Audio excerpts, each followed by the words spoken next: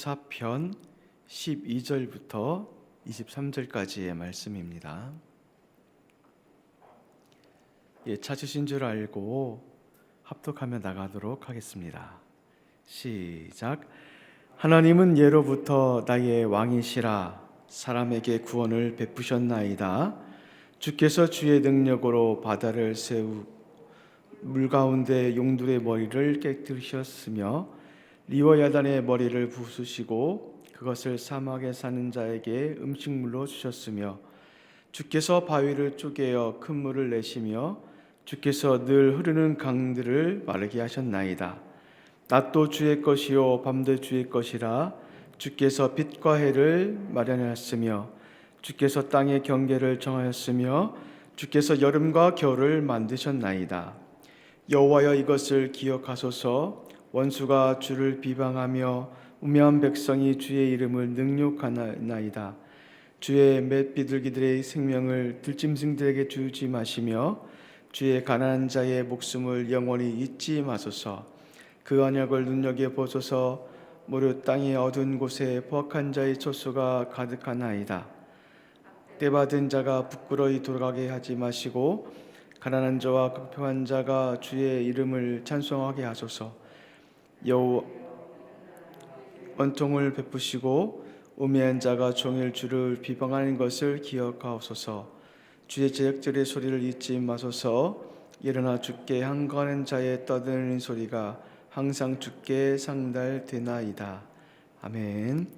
시편을 저희가 지금 묵상을 하고 있죠. 시편 74편은 시편의 제 3권의 두 번째 시편입니다.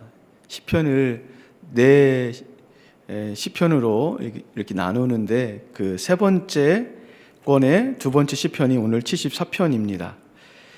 74편의 내용은 어떤 내용이냐면 언약 공동체 가운데 어려움이 닥쳤을 때에 하나님께 올려드리는 공동체적 탄식시입니다.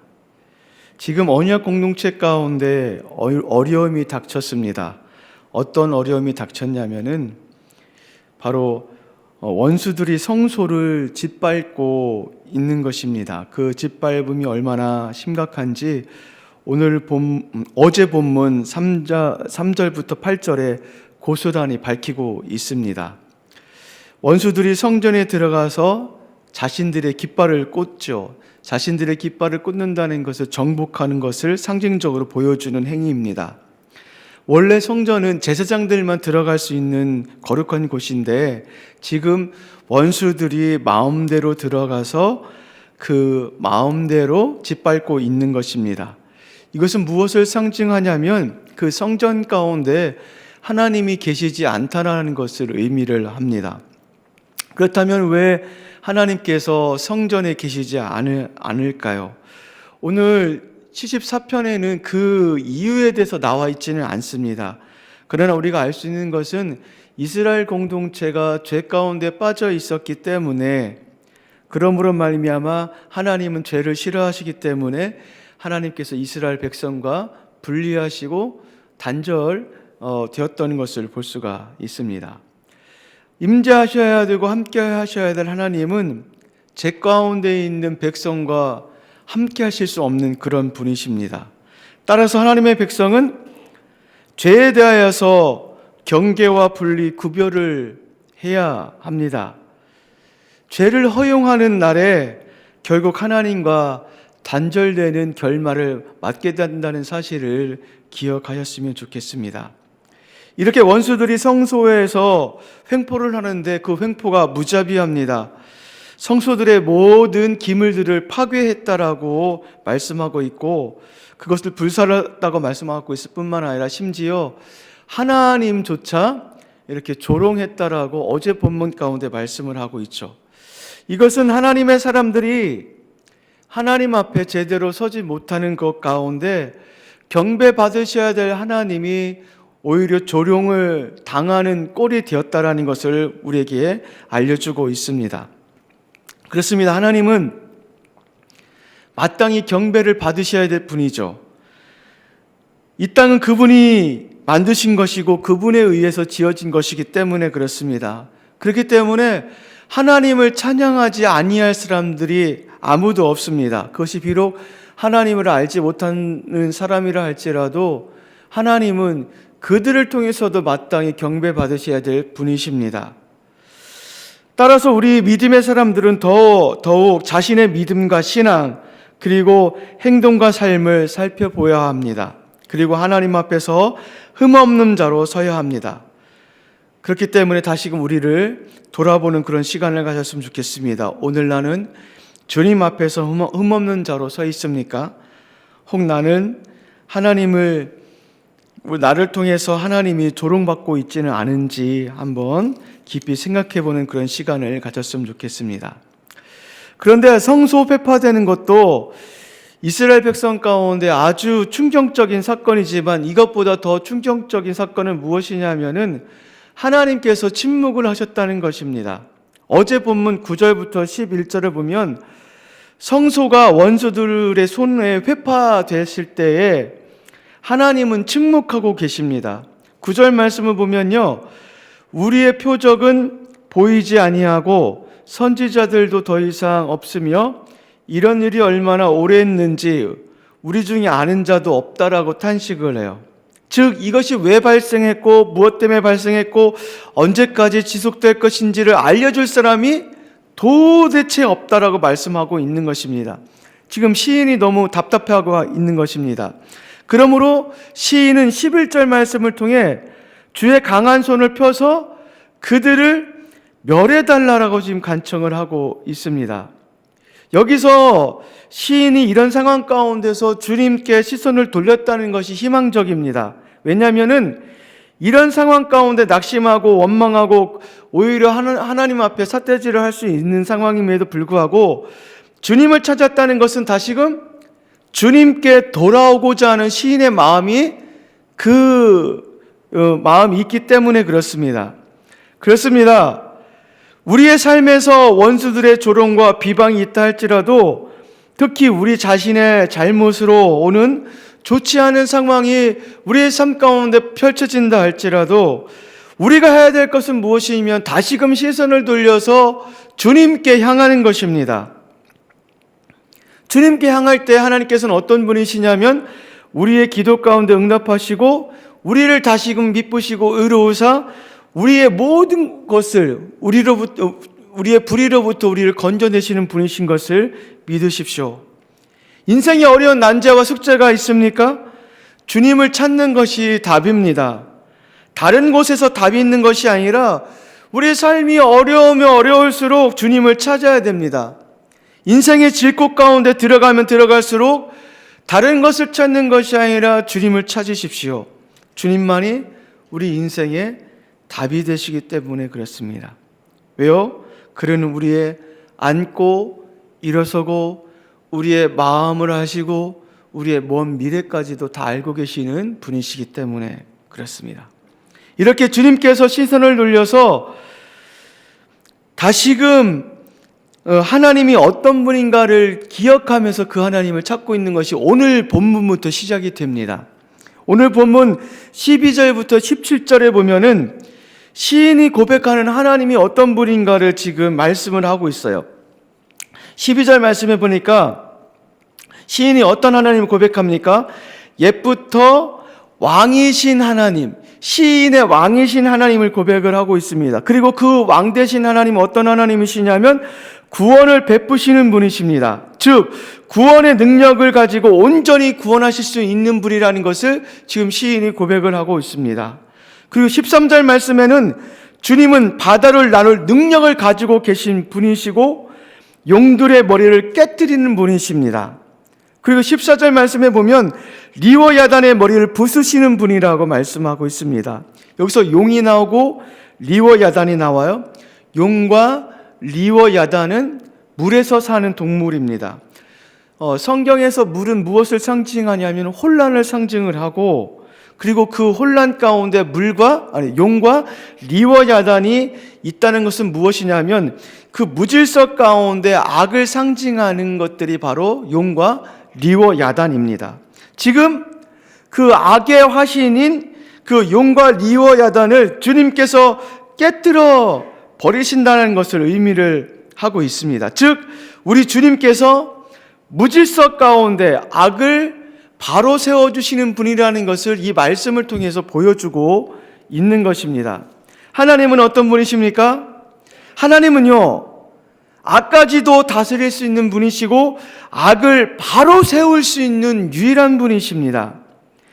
제 아무리 악한 악과 걷잡을 수 없을 것 같은 큰 악이 있다 할지라도 주님은 거뜬히 또 넉넉히 그 악을 이기시는 분이시고 악을 다스려서 질서를 만드시는 분이 바로 하나님이십니다. 세상이 불공평하게 돌아가고 힘 있는 자의 자 위주로 돌아가고 불합리한 법과 불합리한 구조로 진행된다 할지라도 그 모든 것을 우리 주님이 잡아주시지 못하는 것이 아니라 주님께서 잠시 허용하실 뿐입니다. 그 악은 결국 하나님의 손에 다시금 새로운 질서로 회복될 것입니다. 그것을 믿으십시오. 그 믿음으로 그 불리한 상황 속에서 주님을 신뢰하며 나가시는 저와 여러분이 되었으면 좋겠습니다. 계속해서 15절 말씀은 주님은 바위를 쪼개 물을 내시는 분이십니다. 그리고 사막에서 흐르는 물을 마르게 하시는 분이라고 말씀을 하고 있습니다. 즉 이 말씀은 무엇이냐면 물을 지금 다스리고 계시는 분이라는 것을 우리에게 알려주고 있어요. 이것은 예수님께서 동일하셨죠. 갈릴리 바다 가운데 풍랑이 일 때 예수님께서 말씀으로 그 풍랑을 잠잠케 하셨습니다. 노도같이 치는 그 파도를 주님께서 말씀으로 말미암아 순한 양이 되게 하셨습니다. 주님의 능력은 어떤 능력입니까?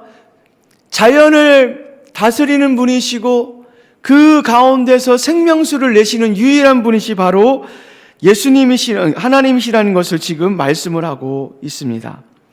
뿐만 아니라 16절 말씀에도 낮과 밤과 빛과 어둠을 주관하시는 분이라는 것을 시인이 고백을 하고 있고요. 17절 말씀에서는 땅의 경계를 정하셔서 계절을 만드신 분이라고 지금 말씀을 하고 있어요. 이 모든 것들은 즉 모든 만물들을 하나님께서 다스리고 계신다라는 것을 지금 시인이 고백을 하고 있습니다. 이것만 보아도 시인이 알고 고백한 하나님은 온 우주의 하나님이실 뿐만 아니라 만물의 하나님이신 것을 알려주고 있습니다. 그리고 그런 분이 바로 시인의 하나님이 되시며 따라서 시인은 그 하나님을 알고 있기 때문에 그 하나님 앞에서 해답을 찾고 그 시선을 하나님 앞에 고정시키고 그 하나님 앞에 기도를 하고 있습니다. 정말로 지금 기도의 때인 것 같습니다. 주님의 허락하신 섭리가 있었기 때문에 이 코로나라는 상황이 발생되어졌다고 저는 생각이 되어집니다. 그러므로 코로나로 인해서 비대면이 우리 가운데 찾아온다 할지라도 우리는 신앙을 멈추면 안 됩니다. 왜 안 될까요? 이 코로나가 하나님의 섭리 가운데 있기 때문에 그렇습니다. 따라서 우리는 더더욱 우리 신앙을 어느 때보다 깨어 있어야 될 것 같습니다. 그리고 그 깨어 있음의 시작이 무엇이냐면 바로 저는 기도라고 생각이 되어집니다. 우리는 매일 9시에 우리 공동체가 함께 행동하는 것을 멈추고 기도하기로 결정했고 기도하기로 약속을 했습니다. 그 일 가운데 같이 동참해 주셨으면 좋겠습니다. 그리고 우리 중보 기도자분들께서는 카톡으로 여러 가지 기도 제목을 소통하셨을 때 그 기도 제목을 보고 잠시 멈추셔서 그 기도 제목을 향해서 하나님께 올려드렸으면 좋겠습니다. 그리고 우리 성도님들께서는 우리 주변에 혹시 이 코로나 상황 가운데 힘들어하는 지체들이 없는지를 좀 살펴보았으면 좋겠고, 특별히 우리 성도님들 마음 가운데에 이 코로나로 인해서 신앙을 멈추는 일들이 있다면은 다시금 주님 앞에서 바로 세워져 나가는 그 신앙으로 섰으면 좋겠습니다. 그렇지 아니하면 계속되는 코로나 상황을 통해서 우리의 신앙이 위축될 수도 있고 귀찮아지게 될 수도 있습니다. 따라서 우리가 이런 상황 가운데서 해답은 무엇이냐면 결국 하나님을 바라보는 것이고 하나님을 의지하는 것이고 그 하나님께 시선을 돌려야 된다는 사실을 다시금 기억하시고 인정하십시오. 이렇게 시인이 그 하나님을 고백하면서 18절부터 23절에는 무엇을 이야기를 하고 있냐면 그 하나님께 간청을 하고 있습니다.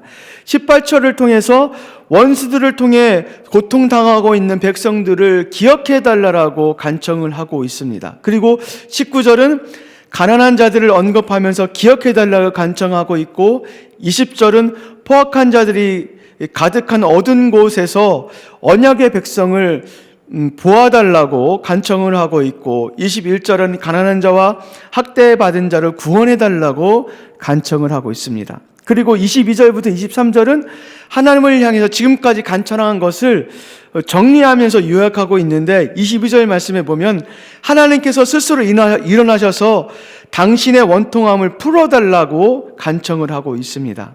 그리고 23절에는 대적자들의 소리와 주께 항거한 자의 떠드는 소리가 주께 상달되었다라 말하고 있는데 이것은 지금 그 심판주가 하나님이신 것을 그들에게 보여달라고 지금 간청하고 있는 내용입니다. 우리 사랑하는 남산의 지체 여러분, 그렇습니다. 우리 하나님은 구원을 주실 수 있는 유일한 분이시고 충분한 분이십니다. 그러므로 시인은 주님께 자신의 상황을 알리면서 탄식을 하고 있어요. 비록 이스라엘 공동체가 죄 가운데 있음으로 말미암아 이런 진노 가운데 있다 할지라도 긍휼을 베풀어 주시는 그 하나님 앞에 지금 호소를 하고 있습니다. 어찌 보면 참 염치 없는 짓이죠. 그러나 이 염치 없는 이 행동이 시인을 살릴 뿐만 아니라 무엇을 살리냐면 공동체를 살립니다. 우리는 주님께 다시금 돌아올 때 염치 불구하고 주님께 돌아와 주님께 기도를 하셔야 됩니다. 그러면 그 하나님은 염치 불구하고 찾아온 그 하나님의 자녀 가운데 받아주시고 다시금 회복시켜 주시는 놀라운 일들을 행해 주실 것입니다. 그 하나님 앞에 다시금 시선을 돌려서 그 하나님께 나아가시는 여러분과 제가 되길 주님의 이름으로 축원을 드립니다. 우리 몇 가지 기도 제목을 놓고 잠시 기도하도록 하겠습니다.